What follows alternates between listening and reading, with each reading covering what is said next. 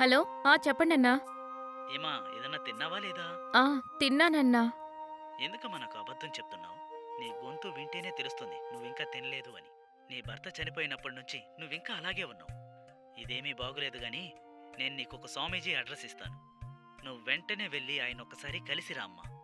నువ్విప్పుడు పడుతున్న కష్టమంతా ఆయన్ని కలిసావంటే తీరిపోతుంది. వెళ్తావా?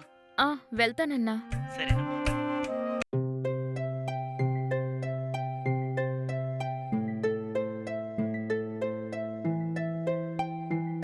హ్మ్. నీ సమస్యేంటో నాతో చెప్పమ్మా? స్వామీజీ, ఈ మధ్యనే మా ఆయన చనిపోయారు. నేనొక 4, 5 సంవత్సరాలు ప్రేమించి పెళ్లి చేసుకున్న నా భర్త ఇప్పుడు నాతో లేరు స్వామీజీ. పెళ్లైన 3 నెలలకే నన్ను ఒంటరిగా వదిలేసి వెళ్ళిపోయారు.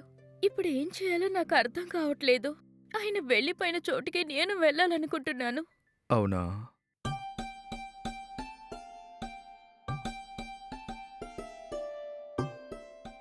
ఇలా చూడమ్మా, ఈ ప్రపంచంలో ఎవరైనా ఎప్పుడైనా చనిపోక తప్పదు. నేను చెప్పినట్టు చేశావంటే త్వరలో నువ్వు మామూలు మనిషివవుతావు. అదేంటి స్వామీ? చెప్పండి. నేను తప్పకుండా చేస్తాను. ఈ ఆశ్రమంలో 48 రోజుల పాటు ఇక్కడే ఉండి నీ సేవలనందించు. అలాగే స్వామి, మీరు చెప్పినట్టే నేను చేస్తాను. నాకున్న ఈ బాధలన్నీ తొలగిపోతాయంటారా? ఖచ్చితంగా తొలగిపోతాయమ్మా. నువ్వు ఆలోచించాల్సిన అవసరమేం లేదు. నువ్వు ఇక్కడ ఉన్నావంటే నీకు ఇక్కడ భోజన వసతి కూడా ఉంటుంది. ఏంటమ్మా, ఇక్కడ ఉంటావా? సరే స్వామీజీ. నేను ఎప్పటినుంచి ఆశ్రమంలో ఉండాలి?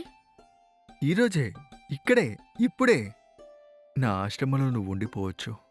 నువ్వు ఇక్కడే ఉండి ఈ స్వామీజీని బాగా చూసుకోవాలి. ఏమంటావు? ఉమ్, అలాగే స్వామీజీ. ఇప్పుడు ఈ స్వామీజీకి ఫ్రిడ్జ్లో ఉన్న జ్యూస్ తీసుకురామ్మా. వెళ్ళు. ఉమ్,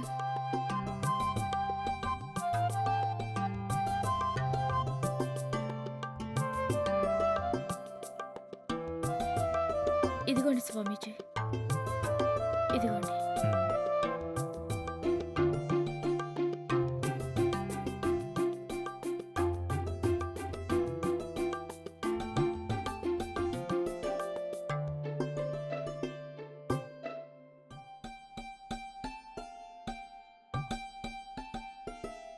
ఎందుకమ్మా అలా నిలబడున్నావు?